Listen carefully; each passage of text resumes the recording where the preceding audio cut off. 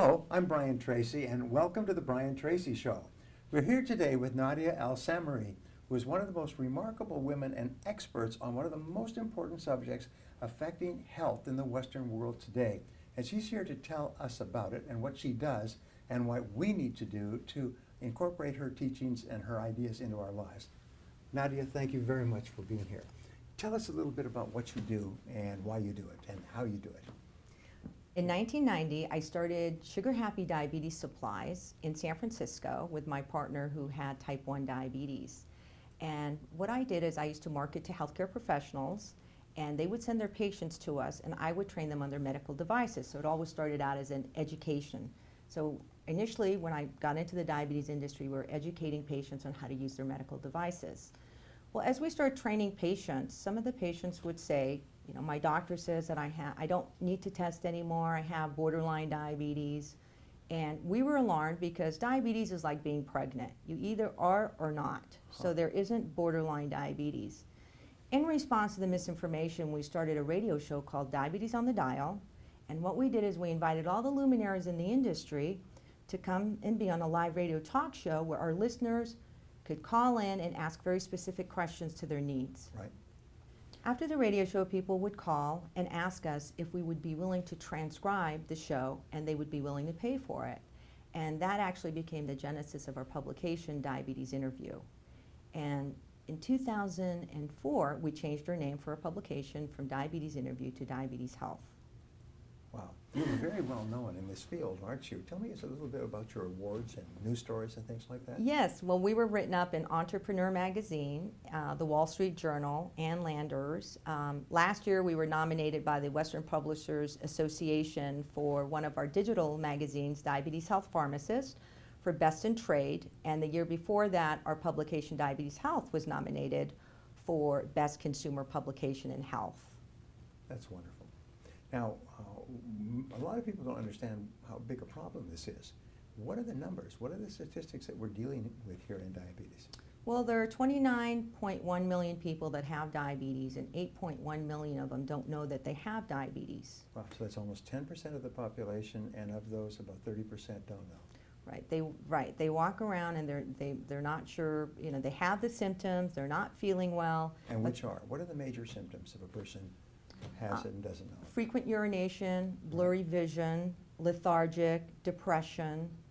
And what's interesting is a lot of people actually get diagnosed in the winter, where they think they go into the hospital thinking that they have the flu, and they get diagnosed with diabetes. And why is that in the wintertime?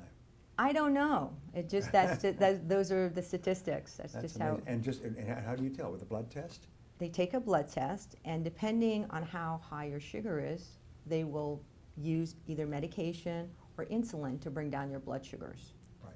Now, what is your mission or your passion? Or you're now free of diabetes. You've sort of taken care of it, so you're free of it. Is that correct? I don't have diabetes. Yes. My maternal and paternal grandmothers died from diabetes complications. Right. My mother passed away 10 years ago from diabetes complications. And unfortunately, my brother, who were 11 months apart, passed away from diabetes complications 2 years ago. Wow. So what is your drive? What's your passion? Why do you do this? Well, my mission is to investigate, inform, and inspire those who are living with diabetes. Yes. Give them tools and ideas and motivation. Yes. On our site, diabeteshealth.com, what we do is we put up articles every day, and the people that write for us all have type 1 diabetes, type 2 diabetes, or they live with a family member that has diabetes, or they have a relative that has diabetes. So everyone that writes for us, it's a relevant topic. So if a person treats their diabetes, finds that they have it, catches it, and treats it properly, don't go off the reservation, as they say, then what is the prognosis for that person? Well, the good news with diabetes is that you can have a healthy, long life. And there are lots of tools that we have today that weren't available to people many years ago. Right. So we're making a lot of advances today. A lot of advances. I mean, some of them, a simple one that most people may not think about is women that have diabetes being able to have children. Wow. That's a huge advance. In the past, women were not recommended to have children because it takes a tremendous amount of blood sugar control, testing. Some of the complications that you can face being pregnant is that your your infant could have birth defects when they're born. Now, are there other people who offer this information, try to make it available to as many people as possible? What is it about what you do that makes you different or better or more helpful? Well, I really believe it's our personal touch. I've lived with diabetes. As I said, my former husband's had diabetes for 38 years now, but I lived with him for 18 years. And type 1 diabetes is very intensive, requires a lot of work. It's a big regimen. You're taking a lot of insulin, you're testing your blood sugar, you're guessing with your food what your carbs are, you're guessing what you've expended already, what you're going to need. So I've learned a lot personally from being with my former husband. In terms of my mother and family members, they're type 2s, and let me mention that type 2 diabetes is the majority of people that have diabetes. That's 90% of the people. And that's generally related to diet and exercise. So that's really the challenge, is how do we help people? How do we inspire them to create change? And that's what we try to do. That's what I feel is my job as a publisher. And having lived with many family members that have had diabetes, we write about, our articles are very down to earth and real. We don't look for really polished articles. We look for writers that are genuine and transparent about their diabetes. And we have a lot of people that really connect with us for that reason. Now tell me, can you tell me one story of someone who stumbled into your website or was directed to it, and as a result it had a profound positive effect on their health?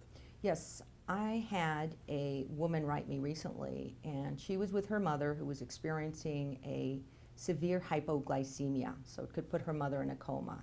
And what happens is when you get into a severe hypoglycemia, you don't have sugar in your brain, so you can't really think, you can't make good decisions. So the daughter got onto the computer and she Googled hypoglycemia and found our site. And she sent me an email saying, "You saved my mother's life." And basically what she meant by that is, I found information that I could help my mom until I can get her to a healthcare facility. Wow. Wow. That's so important. I mean, that's really why you do what you do. We do, yes, definitely. And also we write for healthcare professionals. Our publication is used as an educational resource guide with certified diabetes educators in hospitals and clinicians. And so our distribution model is that we distribute our publication to healthcare professionals that sign up for it. We don't just send it out to anybody. Generally, the healthcare professionals have to see patients in a clinical setting, and they have to request copies of the publication. So we want to make sure we're reaching the people that value what we do. So now, how do people get in touch with you, contact you, and get more information or subscribe to your newsletter? Well, they can go online to diabeteshealth.com, or our publication is available through Google, Amazon, and Apple, so people can buy single copies if they'd like. Wonderful. So it's a subscription model, and people pay to be subscribers and get it on a regular basis. Yes. And it could save your life. Absolutely. Thank you so much. Okay, well, thank you for having me. That's really excellent. Okay. Wonderful.